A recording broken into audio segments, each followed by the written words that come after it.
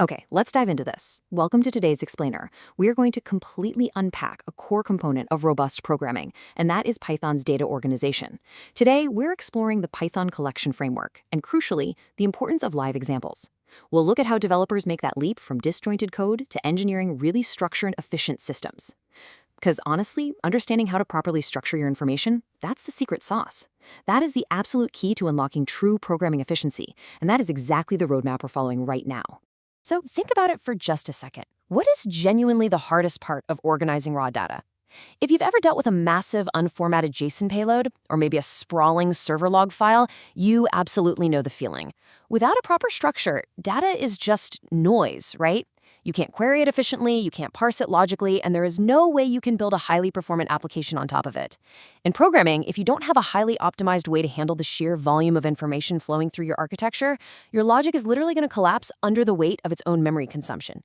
We absolutely need a way to bring strict, efficient order to all that data. And that brings us to Section 1, the Python collection framework, which is our theoretical bedrock.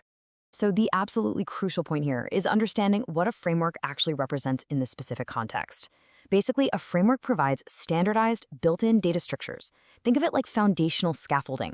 It prevents your application logic from breaking down into this tangled mess of custom, inefficient arrays. It gives you highly optimized, totally predictable ways to perform complex algorithmic tasks. You don't have to constantly reinvent the wheel or manually manage memory allocation every single time you want to organize a dataset. The Python collection framework handles all those underlying mechanics, optimizing for time complexity and operational efficiency, so you can focus entirely on your application's unique logic.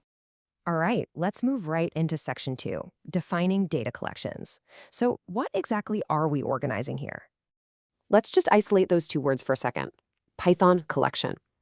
In Python, a collection is essentially an iterable data structure that holds multiple items.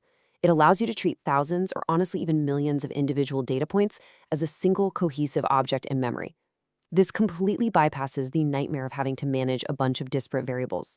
A collection groups them programmatically, which means you can apply functions, transformations, and iterations across the entire dataset instantly. It's a real game changer. To really grasp this, we need to look at the specific groupings, containers, and structures that are available to us. Python provides perfectly shaped data structures for highly specific jobs. Think of them like specialized toolboxes.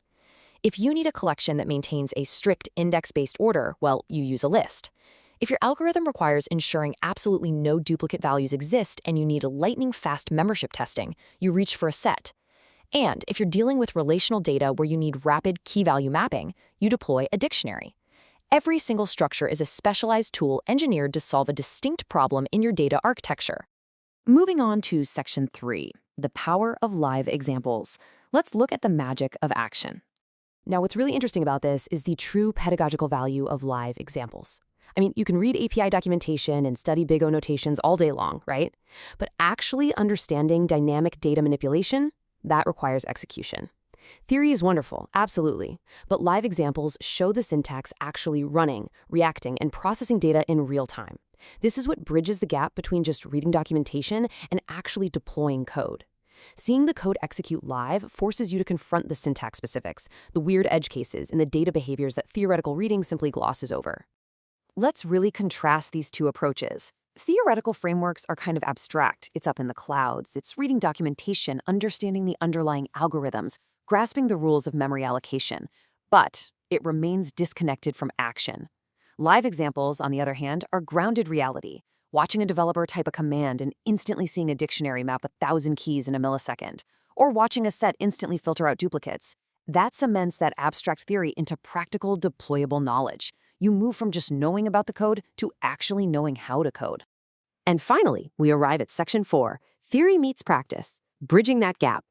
This entire concept implicitly promises a precise, two-part journey for the programmer. Step 1, learn the framework. You absolutely must understand the technical rules of the road, the types of data structures available, and the built-in methods that make Python so incredibly powerful. But you cannot stop there. Step 2 is observe live examples. You have to watch the framework in motion. You have to actually see the syntax written out, execute the script, and witness the output in a real development environment. Honestly, skipping either of these steps just results in an incomplete developer. Looking closely at the complete text, collection framework in Python with live examples, we can see a structured methodology here. And this brilliantly illustrates what to learn and exactly how to learn it. It is a direct roadmap combining strict architectural structure with dynamic execution. By pairing these two concepts together, it outlines the exact process you need to master data manipulation in modern software development. So as we wrap up this explainer, I want to leave you with a question to think about. How will live examples transform your own understanding of frameworks? Now that you have the theoretical scaffolding in place, your very next step has to be action. Seek out those examples, write the code, and turn abstract data organization into tangible power. Keep exploring, and we'll see you next time.